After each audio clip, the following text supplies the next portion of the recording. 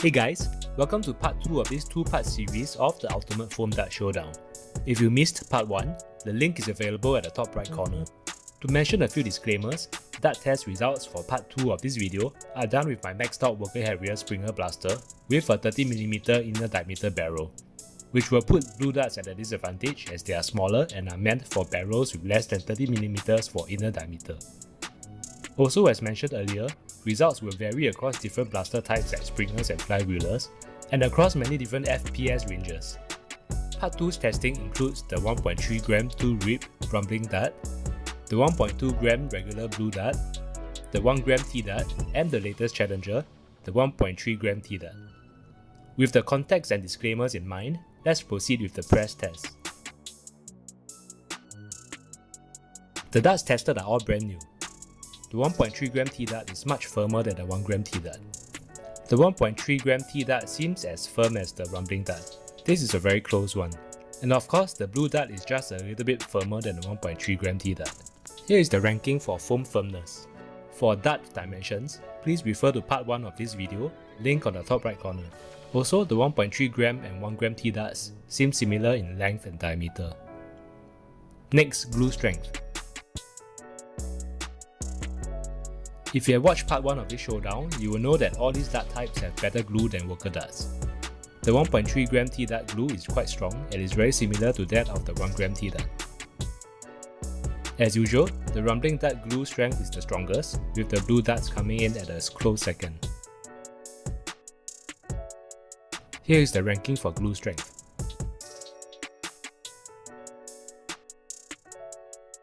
The Springer used for this part 2 testing video needs no introduction. I will start using this Worker Harrier more often for future test videos due to the fact that this Springer has already proven itself with its excellent performance, affordability, and popularity among many players out there. My Worker Harrier is maxed out in terms of performance, with Sabre metal internals, including the metal plunger, metal catch, and mag release lever. I'm also using a brand new 1.6x300 spring, and I also made sure that it is properly serviced and lubed. The barrel is also clean. Let's do a quick SU check.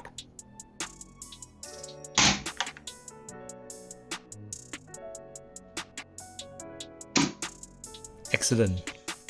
I am also using a new CNC metal BCAR with 8° 15 bearings from this brand called Gunplay Family. It has the same logo as the one currently offered on pre-order by Out of Darts, and they call it the Flag and Armor brand. The logos are the same, so I assume both BCARs are also the same.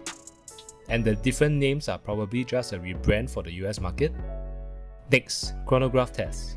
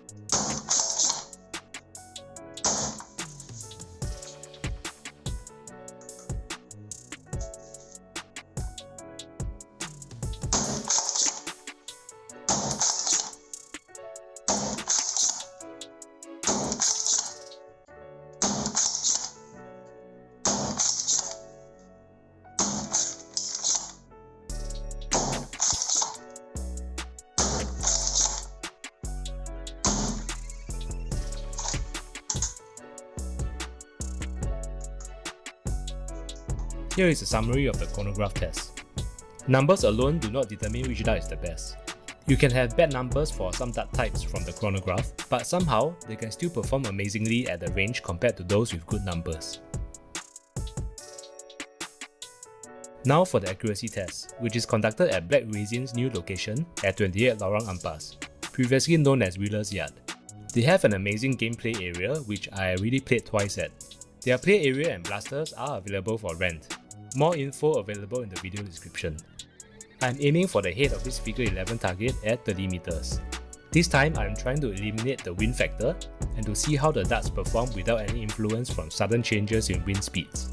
It is a nice cloudy afternoon with no wind outside, and the dart will be travelling mostly through the indoor play area to the target.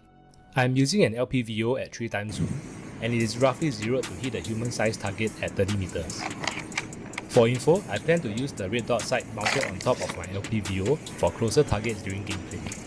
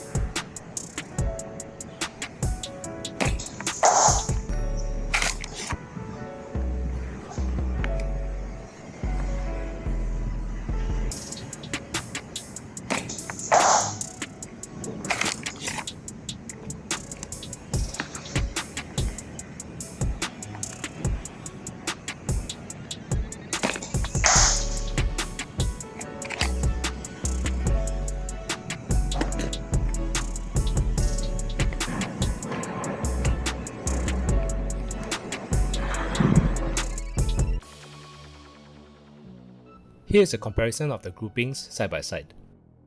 As mentioned earlier, Blu Darts are smaller in diameter, and this probably affected its seal and performance in the Harrier's 30mm barrel. It seems that Blu Darts perform the best with smaller diameter barrels, and almost jam-free with AEBs like the Storm and Pyro due to its firm foam, as shown in part 1 of this showdown. I will probably not be using the 1g TDARTs. Even though it has a decent grouping, I prefer darts with firmer foam. The 1g TDARTs are also not flying as far, and are hitting lower on the target compared to the heavier darts. Excluding the one outlier for both the rumbling and 1.3g TDART groupings, I think both groupings are quite similar. Performance-wise, I will definitely use the 1.3g TDART and the rumbling dart with my Worker Harrier. However, from where I am located, I am able to get the rumbling darts at a much cheaper price than the TDARTs, about 30% lower to be precise. So personally, I am leaning towards the rumbling darts in terms of overall performance and cost effectiveness. But there is still one factor which I have not tested, which is wind. Let me know in the comments below if you want to see a rematch between the 1.3g 2-rib rumbling darts and the 1.3g TDARTs in an outdoor range with winds to simulate real-world conditions. Please also like this video and subscribe to my channel if you found this video helpful. Thank you and see you.